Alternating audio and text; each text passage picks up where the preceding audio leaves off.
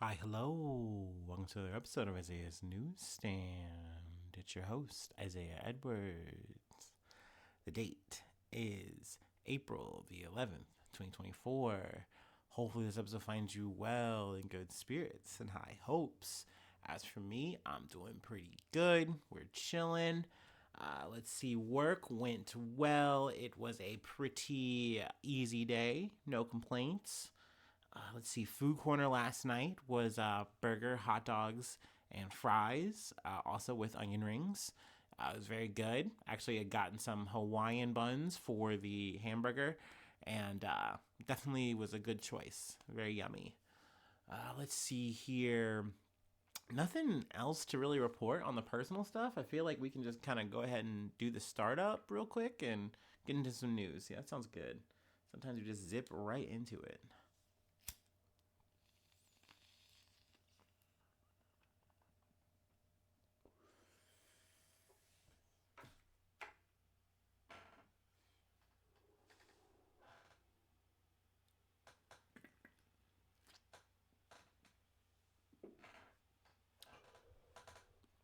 Oh, yeah. That's the good stuff. Okay. Our first story comes from the Associated Press. South Korea's prime minister and top presidential officials offer to resign after election defeat. South Korea's prime minister and senior presidential officials offered to resign Thursday after their ruling party suffered a crushing defeat in a parliamentary elections in a blow to conservative President Yoon Suk Yeol. I think I got that name right. But yeah, Yoon Suk Yeol is the man I have pictured at the top of the thumbnail. I probably should have gotten Han Duck So in the photo. He is in this article. But I mean, if he's on his way out, he might be yesterday's jam anyway. Who cares? But anyway, let's see. The results of Wednesday's elections mean the liberal opposition forces will prolong their control of parliament until after Yoon completes his single 5-year term in 2027. That will likely set Yoon's domestic agenda and weaken or set back Yoon's domestic agenda and weaken his grip on the ruling party as he faces the opposition's intensifying political offensive during his remaining 3 years in office, experts say. I mean, obviously, this is good news to me. I'm not a Yoon enjoyer. I really wasn't a fan of, you know, his method of kind of using like anti-feminism and just like being like, hey, I'm gonna buddy up with America. I'm gonna be anti-North Korea. I'm gonna like say all the things y'all like, and you guys are gonna vote me in. I didn't like that kind of politics, and I feel like he's not really delivering on the economic side. They mentioned the whole doctors crisis that they've been having right now in terms of doctors going on strike, protesting, where it's like he's saying, hey, we are going to be forcing this initiative no matter what. That's going to happen. You can't stop it. That hasn't been looked at as so good, so great. So, I mean, yeah, you deserve the smoke, brother. You haven't, been leading South Korea in a way that has made you, admirable or someone that they want to, elect again or continue to support. So I'm happy to see, any kind of left wing force, any kind of liberal, opposition team up and get good numbers. I mean, at least over here, we're happy to see it. Let's see here. I'm sure there's probably more I should be saying. I kind of just went into full rift mode. Excuse me. I feel like a burp is coming. There it was. With all the votes counted, the main opposition Democratic Party and its satellite party won a combined 175 seats in the 300-member National Assembly. Another small liberal opposition party obtained 12 seats under a proportional representation system, according to the National Election Commission. Yoon's People Power Party, that's cute, and its satellite party won 108 seats, the election commission said. So, not enough to really, get the juice that you were looking for. And so, I mean, this leads to the prime minister, like, essentially, I don't know if he was asked to, if this was just his personal ploy. I don't fucking know. I don't know the behind the scenes there. But essentially, he is going to fall on his sword. Him and some of his fellow officials. I think outside of like some of the security type people are saying, hey, we're gonna give our resignation. It's not been reported whether or not that's been accepted yet, so we'll see. Maybe this is just a symbolic move. I don't fucking know. But I mean, yeah, essentially they're gonna try to bite the bullet for this, and of course, Yoon's gonna continue on, but he's just not going to be effective. It's almost like the rest of your presidency, you're a lame duck. Like that's a term we use in American politics. Maybe they use that across the pond and other places too. I don't fucking know. Anyway, I feel like I've said what I wanted to say there. Yeah, we'll call that closed for now. Let's move on to Vietnam. Let's let this computer load up for me. I say computer. I run this off of a laptop. Let me not. I know some people are sticklers about that.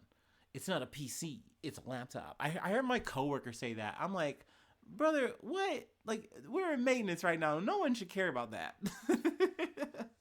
But anyway, from the Associated Press. Vietnam sentences real estate tycoon Trong My Lan to death in its largest ever fraud case. Real estate tycoon Trong My Lan was sentenced Thursday to death by a court in Ho Chi Minh City in southern Vietnam in the country's largest financial fraud case ever, state media Vietnam Net said. The 67-year-old chair of the real estate company Van Ten Phat was formally charged with fraud amounting to $12.5 billion, nearly 3% of the country's 2022 GDP. So, I mean, that is a huge amount of money. But I think, like, definitely the average, like, Western mind, or maybe you would even say the modern mind, is just like, well, but this is over money, right? This is a white-collar crime. You're sending someone to death? And it's like, yeah, they are. That's the thing. Now, I don't know if that's something that might be pulled back, or if they really are just truly going to make an example of My Lan, and that's just the way that this is going to be. But it also might be a chance to try to get some of the money that she has that they can't get back, they can't recover, and it's like, well, maybe we can kind of put the screws to you, or maybe even some of your like subordinates or something like that. Let's see here. Lan illegally controlled Saigon Joint Stock Commercial Bank between 2012 and 2022 and allowed 2,500 loans that resulted in losses of $27 billion to the bank, reported state media VN Express. The court asked her to compensate the bank $26.9 million. Let's see here. Despite mitigating circumstances, this was the first time offense, and Lan participated in charity activities. I mean, like, that fucking matters. Like, oh, well, she was like, this is her first time offense of stealing over $12 billion. It's her first time doing this. And, she was just giving out turkeys for Thanksgiving. I know that's just something I kind of feel like that we always talk about in like America, like, oh, well, they were a gangster and da-da-da-da. But, they did give out turkeys for Thanksgiving. They gave out the hams for Christmas. And it's like, I mean, yeah, but they killed people and shit. So, they weren't really good people. It's just, you kind of did that to kind of do the karmic balancing. Let's see here. And also, it just makes you look good. Like, I mean, charity makes you look good. Turkeys on Thanksgiving? Yeah, you're a fucking king of the street. Yeah, let's see here. What else did I want to pull? Let's read a little further. Her niece, Trong Hu Van, the chief executive of Van Ten Phat, was sentenced to 17 years in prison for aiding her aunt. Lan and her family established the VTP, I'm just going to abbreviate it now, company in 1992 after Vietnam shed its state-run economy in favor of a more market-oriented approach that was open to foreigners. She started out helping her mother, a Chinese businesswoman, to sell cosmetics in Ho Chi Minh City, in Ho Chi Minh City's oldest market, according to state media Tin Phong. VTP would grow to become one of Vietnam's richest real estate firms, with projects including luxury residential buildings, offices, hotels, and shopping centers. This made her a key player in the country's financial industry. She orchestrated the 2011 merger of the beleaguered SCB Bank with two other lenders in coordination with Vietnam's central bank. And with this merger, she's like, okay, cool. Now I can start funneling money to myself via these loans. And obviously, that's not okay. That's not ethical. That's not good. The court found that she used this approach to tap SCB for cash. She indirectly owned more than 90% of the bank, a charge she denied, and approved thousands of loans to ghost companies, according to government documents. These loans then found their way back to her. State media VN Express reported, citing court filings. And of course, here comes the bribery. She bribed officials to cover her tracks. Former central bank official Du Tai Nan was sentenced Thursday to life in prison for accepting $5.2 million in bribes. So yeah, I mean, I don't know. I'm very curious if they're actually going to go through with it. Like, hey, you're going to do what you're going to do. You put a period on the sentence, you're going to follow it up. But I mean, I will definitely be here to cover that if there's any kind of deviation from this sentence or not. But yeah, definitely interesting. It definitely caught my attention. We definitely run crimes a little bit differently here in America or in the West as opposed to maybe somewhere in Vietnam. And you know what I mean? I found it interesting nonetheless. Right. And what I was really thinking, I was like, imagine if we put Sam Bankman-Fried in the situation. Like, how would that go? That guy could not handle fucking, what was it, Bohemian jail. He was fucked there. Like, he's like, no, I'll go to America, please. Send me to Rikers. So, yeah, ooh.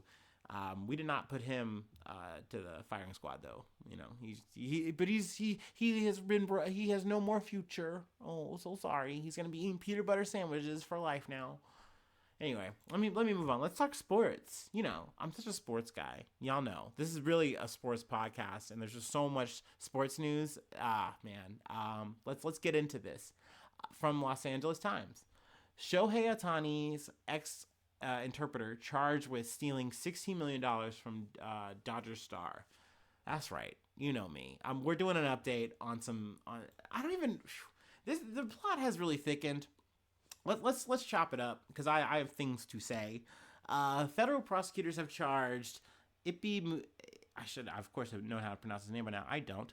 Ippy Mizuhara, the since fired interpreter of Shohei Ohtani, with stealing more than $16 million from the Dodgers superstar to pay debts with an allegedly illegal bookmaker. The U.S. Attorney for the Central District of California, E. Martin Estrada, announced the charge Thursday at a news conference in downtown Los Angeles. Mr. Ohtani is considered a victim in this case. And I feel like that's very important because that is the surface narrative that has been running the entire time.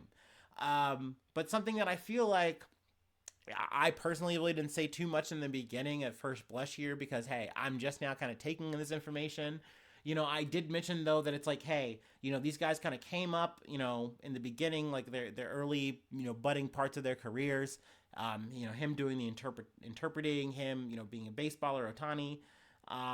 And this kind of grew into a friendship. And it seems like they were still friends despite all of this. Like, despite, hey, you allegedly taking money from me, without my permission, but then lying, because that's essentially, what this article kind of goes into the details of, saying, hey, you initially told people to say, hey, this is the line, and then when we actually press you, oh no, Shohei never knew about this. He wasn't privy to this at all. The bookie was getting the shit, and it was Mizuhara saying it was in Ohtani's name. So we have now this controversy, but yet you guys are still hanging out. Like, And I'm thinking to myself, am I supposed to say, like, as I'm kind of closing out last time we talked about this, what's $16 million between friends? I guess we can still schmooze. Your wife knows my wife. We've done double dates. I can't just get rid of you like that. No, no. But I mean, this is a guy who has a $700 million contract. So who am I to say what's $16 million to this man? But when I started talking to my friends, because I immediately, like, my spider senses tingled, right? Like, I did the thing where I'm like, did I just kind of read the kind of Fed line here? But so let me talk to some sports guys. Let me talk to some real hitters, people who actually watch this shit. And immediately they're telling me, like, yeah, dude, like, it's probably him who's gambling. Like, and it's probably everyone who's trying to cover for this guy, because he is the golden boy of not just like the MLB right now, not just baseball, but also like Japan. So like, if he has a gambling addiction, or if he is just a big old gambler, because once again, yeah, he's spending a lot of money, but maybe this is just something for him to do. It's a hobby. Once again, $16 million to a guy who has that much money. Who gives a shit, right? I remember like the first time I learned about how Michael Jordan gambled, and then learned once again, what is his fucking salary? Like, yeah, he can do whatever the fuck he wants with that money to me. It's not like, you can call it an addiction, you can call it a hobby. Like, I don't know. But in this situation, you can't gamble if you're Otani. It's illegal. If you do that, then that's a big no. Pete Rose did that, and it was a whole controversy, and that's why he's not in the Hall of Fame. That was another guy who got brought up when I was doing my a little bit of my personal sleuthing, asking my friends, and because I'm from Ohio, so that's a very touchy subject. So yeah, I mean, this is a big row, and it looks like the narrative is going to be, hey, Mizuhara did this. He did it of his own accord. This was not a group activity. Otani did not know. He is the victim of this story. And I mean, hey, I don't know. I mean, if that's what it is, that's what it is. I'm not going to sit there and say it's not that. That's why I definitely didn't want to cover it that way. And I'm also very gullible. I bought that. I was like, okay, cool. I believe it, because you could believe that. I've seen crazy managers. I've seen, I could imagine a crazy interpreter with a gambling addiction. But what if it wasn't that? What if this was if it is a Sonic and Tails situation? Who knows? I don't know. So I wanted to talk about it. I went full riff mode. I didn't fuck with the details. You know me. You know my style. But yeah, Los Angeles Times. If you want to read that, hopefully you don't get paywalled. But yeah, we have one more thing I wanted to cover before I let you go. We shouldn't be burning one for this guy. I don't think that's right. I don't think that's okay. I think that's problematic. So I'm not going to. We're gonna take this break for us. Okay, we aren't really giving flowers, but we have some breaking news. Technically the Shohei Ohtani thing I just picked up before I went on, but this is also breaking news as well. So let's go ahead and talk about it. But yeah, we're gonna get into some juice. But let me go ahead and take my last break.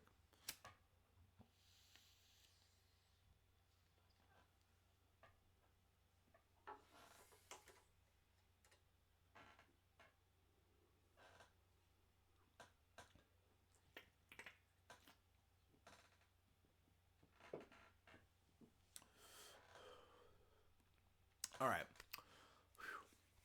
From ABC News, O.J. Simpson, former football player or former football star, acquitted of murder, dies at 76. So I mean, this is technical rest and piss, and I'm not a defender of O.J. Simpson. I gotta say that, but it is one of those things where, like, I guess I've learned so much through the moment that was the O.J. Simpson trial, that like O.J. Simpson as a character, as a black man, like it hits me in a certain kind of way. And I realized, like, I had a very distorted view learning about this on onset. But at the same time, I understand how he gets off because of that, because I am a black man, and like looking at the history of like things that happened in that time. And I know at the end of the day, this is supposed to be an article about OJ dying of cancer. He died at 76. Of course, what he was acquitted for.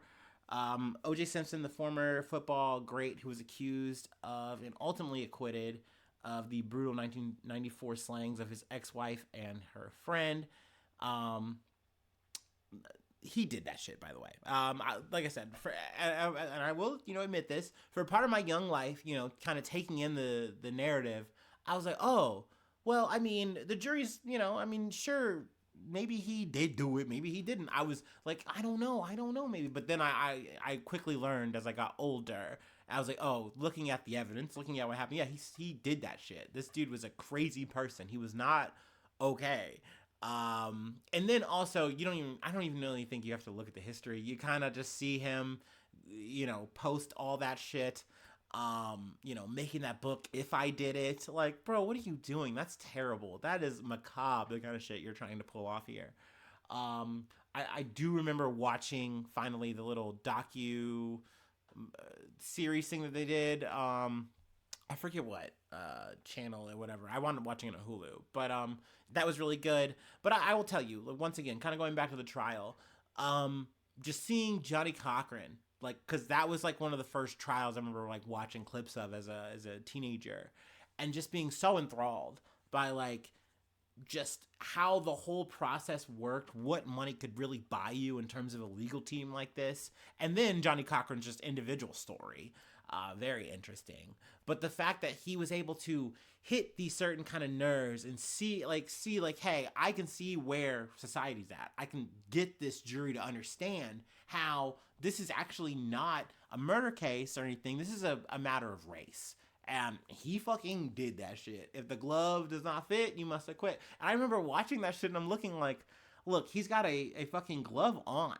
Like, he's got a little surgical glove on. He's got the isotoner or whatever the fucking glove is that he's got to put on. Apparently, it had shrunk because they had to wash it or whatever. But, like, even shrinkage alone, whatever aside, you watch him put the glove on and you see him do the smirk. And, like, it doesn't fit. Oh, look, it doesn't even get all the way down my palm. It's like, I'm literally, like, seeing this shit and going, like, just yank it down. Just yank it down. But, like, once again, when you look at the narrative that gets put up, and then you actually see, hey, there's literally a racist cop on the goddamn force here. And it's like, well, maybe not. Maybe the killer is out there. Maybe. And it's like, no, bro. It was, the killer was in the white Bronco, okay? The killer... and that's another thing too. I was thinking about this as I was queuing this up. Like, imagine you're the detectives and everything. Like, you probably figure this case out pretty fucking quickly. Like, within probably days. This is OJ. This is OJ Simpson. This is OJ Simpson, the guy who is a famous football player. Like, a famous football player who then gets a Hertz commercial. He blows up. He then gets into acting and all this fucking shit. He's in fucking Naked Gun. That's an iconic ass fucking movie. So we're gonna say that this guy just went on a murderous rampage and just killed 2 people. Like, that's this guy. That, like, we are not gonna look at the good guys in this story. But they were right. He definitely did that shit. And it's really unfortunate. It's really sad. Sad for, obviously the victims, but then also the victims' families, to have to go through this shit. And then to also see something like this where it's like, and I should get their names, Nicole Brown Simpson, and her friend Ron Goldman. Like, you get to see their story, their end days get turned into just a complete spectacle that it shouldn't have been. You know what I mean? And once again, it shows that, man, justice, huh? What a fucking joke. But it also is a shame that it's like, I mean, you understand how you hit these kind of buttons. Like, Johnny Cochran hits these notes, and I go, oh, yeah, no, I get it. Like, we had Rodney King before this shit. You guys treated a black man like he was a goddamn pinata. Y'all motherfuckers don't give a fuck about us. You would just throw any kind of murder on us. You don't give a goddamn. And people didn't want another fucking Watts riot situation. That's a whole other thing I'm not going to try to take you on an education thing on if you don't know. Go ahead and Google that. People didn't want another fucking bad black mark, in LA, or whatever. We didn't want to see anything like that. So we just said maybe, and the jury said, okay, maybe not guilty. But, if you know the OJ lore, I know this is pretty long for an obit. I'm kind of waxing here. But in some kind of ways he did get his. He got the civil lawsuit. They did find him liable in that regard, not criminally, but at least a big financial thing he had to pay. But granted, he went most of his life and only paid a fraction of it. Then there was him, stealing his memorabilia back. That was a whole fucking thing that he got jail time for. So yeah, I mean, OJ, you know him, you love him, you hate him. You love to make fucking fun of him. That's for goddamn sure. But yeah, also, I'm gonna close out here too. Just talking about cancer. It seems like I don't know what kind of cancer he got. Rumor has it that it was prostate. Why is that such a thing? Like, is it bad to say like booty hole cancer is what got you for men? I don't know. I'm asking as a man. I don't really know. I always thought it like breast cancer for men was the thing. Like that was the thing that we had to be like the brave ones about. But like, I mean, if Prince Charles, I'm sorry, if the king himself cannot say his prostate is in jeopardy and riddled with cancer, then who can? Why is that not a safe thing? I don't know. That seems strange. If I get prostate cancer, then I'm gonna tell you guys, hey, I got prostate cancer. I ain't got long. I'll be gone to November. I'll be gone to November. I don't know. I just felt like singing that. Okay, I'm done. That's it. I've talked too long. Okay. If you'd like to help out, support the effort, if you'd like to buy me a Bronco, I have Patreon, patreon.com/Isaiah News. Help out, support the effort. We need more newsies. Let's see here. Free ways to hit me up, isaiahnews1@gmail.com. And then free ways to hit me up. Find me on the socials. Follow me. Follow the podcast there. Let's see. Subscribe to the YouTube. We love getting more subscribers. It really helps out a lot. And hit that like button. Leave a cool, quirky comment. Sharing is caring. All the reviews, all the stars are great. And hopefully I see you soon for some more good news. I love ya. Bye-bye. Mwah.